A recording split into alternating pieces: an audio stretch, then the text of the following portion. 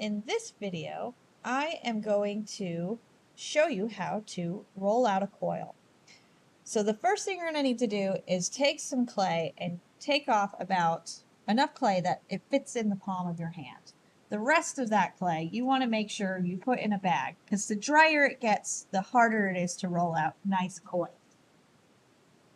Now, I always prioritize doing quality coils over quantity of coils. So the length of the coil doesn't really matter because we can always score and slip things together. But quality coils are generally hard to do when you first start out. So it's best to start with just a small amount of clay. Now, what I always do is I make sure to take the coil and sort of roll it between my hands, or the clay, and then roll just at the ends of the clay, like so, between my palms. So that way it ends up being tapered at the ends. That's very important. If you don't taper it, it will roll through and you'll get a hole all the way through your project. Because essentially what we're doing is a type of spiral wedging. Alrighty, so to roll out the coil, you want it to be even on all sides. So I'm just kind of looking it over. You don't want any water in the area you're working. When I'm working on a project, I build my project in a separate spot than where I am rolling my coil. This water over here, if it sticks to my clay, it just will slide around. It won't roll it into a coil.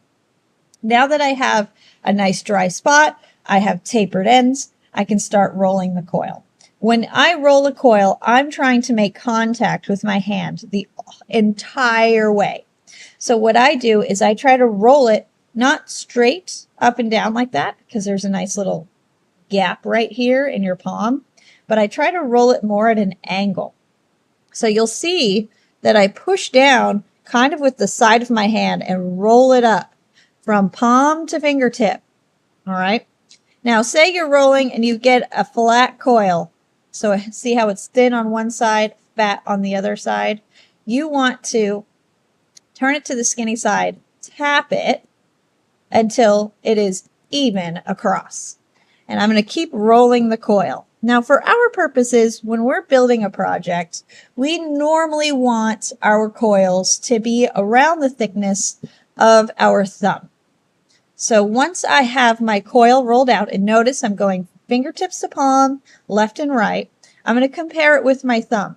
If it's the same width as my thumb, that's a good coil. I'm going to use this coil. What I like to do next is I like to cut the ends. So when I cut the ends, I generally will use any tool that I have available to cut those ends, and then I can assemble it. All right, score and slip, anything you want to do. I like to cut at an angle because it fits together at an angle well. All right, if you're having issues with cracking, it could be that you didn't apply enough pressure and roll it out with enough pressure. So maybe try rolling it into a ball and rolling more pressure on it. The other thing I want to make sure you do is before you put any of these pieces away, make sure to dip them in water, put them back into your plastic bag. We will use every little bit of clay that we use. And if it's dry when it goes in there and it's these little pieces, these will dry out and they'll just be little clumps that'll be stuck to your wet clay. It's a mess. All right. So that's how you roll a coil correctly. You'll want to practice that a little bit so that you're ready to build an entire project with them. Thank you for watching.